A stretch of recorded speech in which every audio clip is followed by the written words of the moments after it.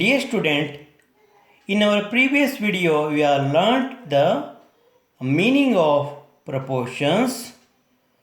Now we shall learn how to solve the problems on proportion. Let us learn how to solve the first problem. I am going to read out the first problem.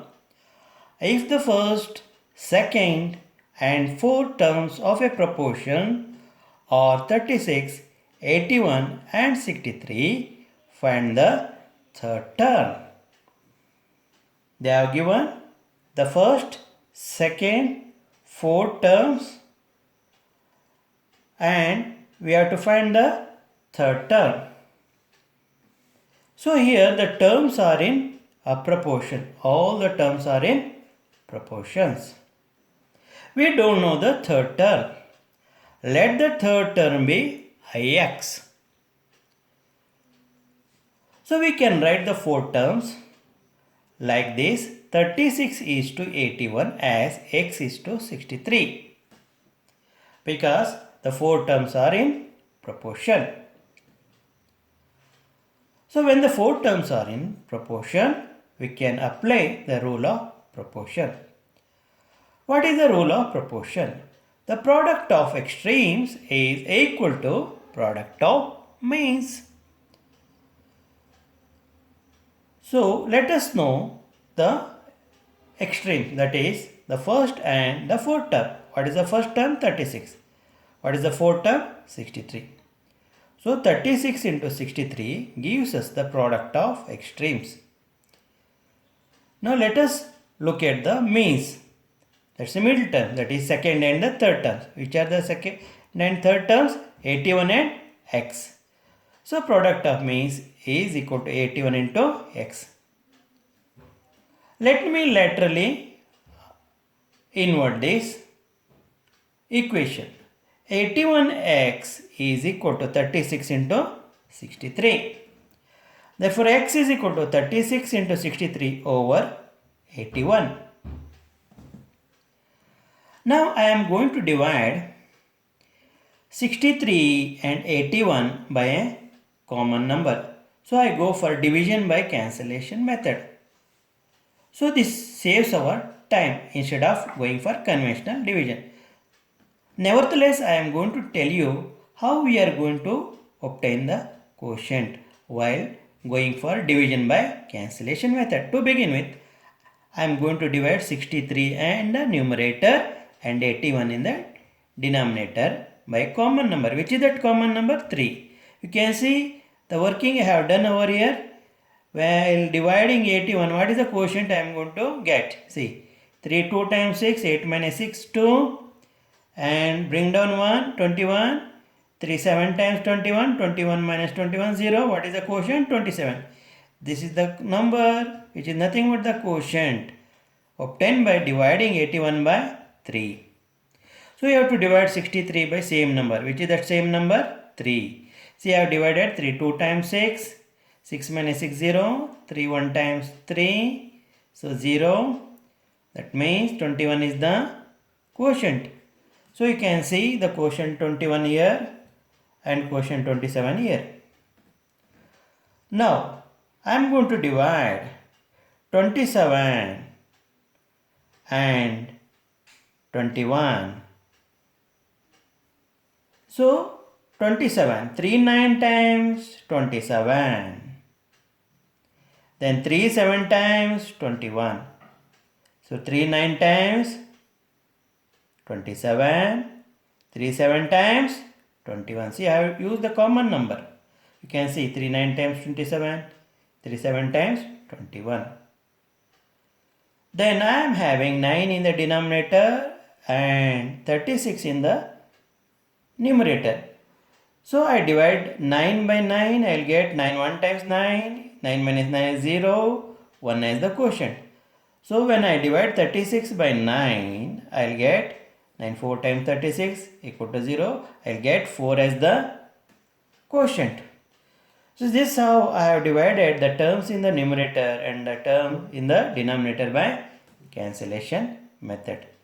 So here I have 4 into 7 over 1 or by 1. 4 7 times 28 by 1. It is as good as 28 because any number divided by 1 will fetch you the same number.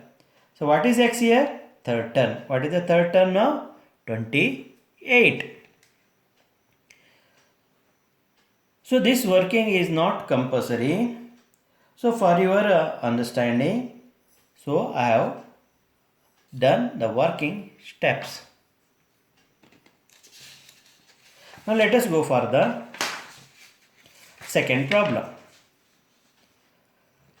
The ratio of the length and breadth of a rectangle is 2:3. They have given the dimension of the rectangle.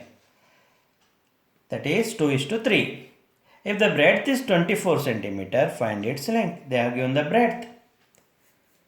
So antecedent goes to the length part and the consequent part goes to the breadth part. So we have to find the length. So we don't know the length. Let us think this length of the rectangle as x. They have given the ratio of the length and breadth of the rectangle as 2:3. So the length is to breadth is as 2:3 because the length and breadth of the rectangle is 2:3. They are in proportion. So length is here unknown quantity x, breadth we know 24. When we compare length and breadth, we will get the ratio 2:3. You know the ratio is nothing but comparison of the quantities. So we know because since these quantities are in proportion, so we can apply the rule of proportion. So product of extremes is equal to product of means. So what are the terms you find as here and here? That is first term and the fourth terms. They form the product of extremes. X into 3. Which are the mean terms? That is second and third, 24 and 2. 24 into 2. So x into 3, 3x. 24 into 2, 48. Therefore x is equal to 48 over 3. 3 1 times 3, 3 16 times 48. Therefore x is equal to 16 over 1. X is equal to 16. Therefore length of the rectangle is 16 cm, which is nothing but x. So I have shown the working how I got 16 here. So I have divided 41 8 by 3. 3 1 times 3. 4 minus 3 1. Then bring down 8. 3 6 times 18. 18 minus 18 0. Now let us move for the third one. Now I am going to read out the third problem. If the cost of 7 kg of rice is rupees 140, find the cost of 10 kg of rice. So we don't know the cost of 10 kg of rice. So let the cost of 10 kg of rice be x. Now we are equating the cost of grains with the weight of the grains. That means on the left hand side we are going to write the ratio of the cost of grains. On the right hand side we are going to write the weight, that is ratio of the weight of the grains. What is the ratio of the cost of grains? In order 140 is to x, because left hand side tells about the cost. Now 7, what is 7? That is the cost of, that is the weight of the rice, 7 kg. Then we have here 10. What is the 10? It is again the weight of the rice, 7 is to 10. So 140 is to x as 7 is to 10. That means, so 7 kg of rice cost 140. 10 kg of rice we don't know. Therefore here x. So antecedent consequent. Ratio of antecedent consequent is equal to the ratio of antecedent and consequent. Here the four terms are in proportions. So we can apply the rule of proportion. What is the rule of proportion? Product of means is equal to product of extremes. You may get confused. In the previous problems I have used product of extremes is equal to product of means. Here product of means is equal to product of extremes, or product of extremes is equal to product of means. one and the same. So what is the product of means that is second and the third term, middle terms, x into 7 equal to, what is the product of first and fourth terms, which is nothing but the product of means 140 into 10, that is 1400. Therefore 7x is equal to 1400. Therefore x is equal to 1400 or 7. Let us divide 100 and 1400 by 7. 7 2 times 14, 14 minus 14 0. Bring down 0 here. 7 zeros are 0, 0 minus 0 0. Again bring down this 0, 7 zeros are 0. What is the quotient here? 200. You write 200 here. When we divide 1400 by cancellation method, we'll get 200 as the quotient. Again when we divide 7 by 7, we'll get 1 as the quotient. So they are good in division. They can divide mentally and get the 200 in the numerator and 1 in the denominator. So 200 over 1 or 200 by 1. Therefore x is equal to 200.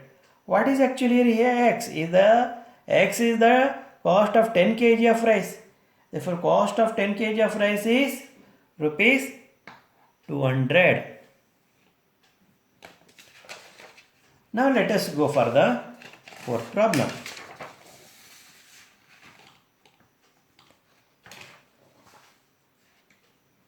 If the first, third, fourth terms of a proportion are 32, 112 and 217, find the second term.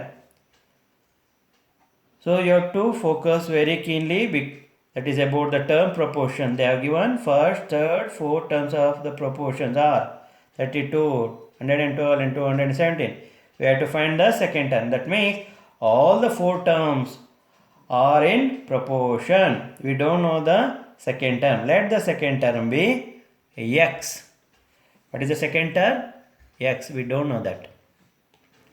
Then the first term, that is ratio of the first term into second term, is as a ratio of third term and fourth term.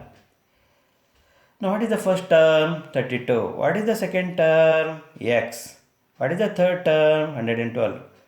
What is the last term? Fourth term, that is 217. Now we can apply the law of proportion. That is, we know the product of means is equal to product of extremes. What are the second and third terms which form the product of means? The second term is x and the third term is 112. X into 112 equal to product of extremes, that is the first and the fourth term, 32 into 217. Therefore 112 x is equal to 32 into 217. Therefore x is equal to 32 into 217 by 112. Now you can either divide 32 and 112 by common number or 217 and 112 by common number, whichever is possible. Now I am going to divide 112 and 32 to begin with by a common number. Which is that common number? 8. So 8 4 times 32. Here see I have done working. 8 4 times 32. You can see the working here. 32 minus 32 0. Then when we divide 112 by 8, let us know what is the quotient we are going to get. 8 1 times 8 and 11 minus 8 3. Bring down this 2. 8 4 times 32, 32 minus 30, 0. What is the quotient? 14. So here I have written 14. Now again you have 14 in the denominator and 4 in the numerator. Let us divide 4 and 14 by a common number. Which is that common number? 2. See, 2 7 times 14. 14 minus 14, 0. See, I have written here 7. Then I divided 4 by 2. 2 2 times 4. What is the quotient? 2. Now we are left with number 7 in the denominator and 217 in the numerator. So because 217 and 7 are divisible 7, I choose the common factor or number 7. So 217 I am going to divide by 7. 7 3 times 21. 21 minus 21, 0. Bring down 7. 7 1 times 7. 7 minus 7, 0. Again I am going to divide 7 by 7. I will get 1 as the quotient. 7 1 times 7. 7 minus 7, 0. So we have 2 and 31 in the numerator. That is 2 into 31 over 1. 2 into 31 is 62 by over 1. Therefore x is equal to 62. The second term is 62. What is the second term? 62. Now let us go for the last problem of the video.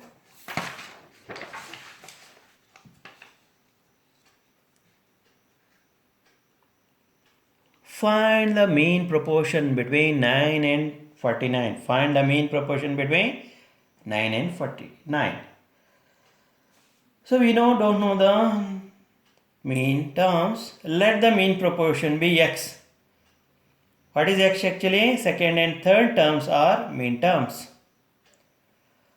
The first term is given as 9 and the fourth term is given as 49. So first term is to second term as third term is to fourth term. Because they are in proportion. So what are the mean terms? X. The first term is 9 and the fourth term is 49. 9 is to x is as x is to 49. Now we can apply the rule of proportion. So product of means is equal to product of extremes. What are the mean terms? X into x. So what are the extremes? 9 into 49. 9 into 49.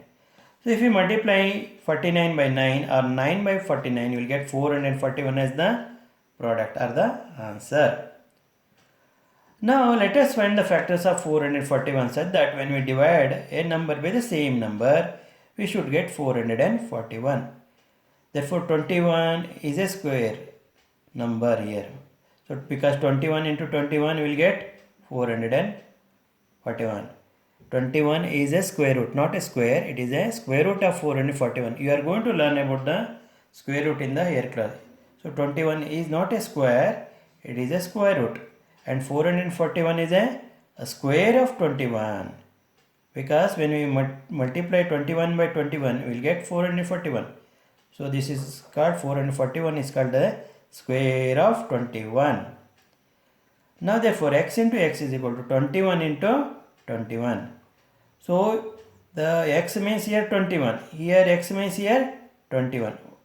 So what is actually meant by x here? So mean proportion. What is the mean proportion? 21.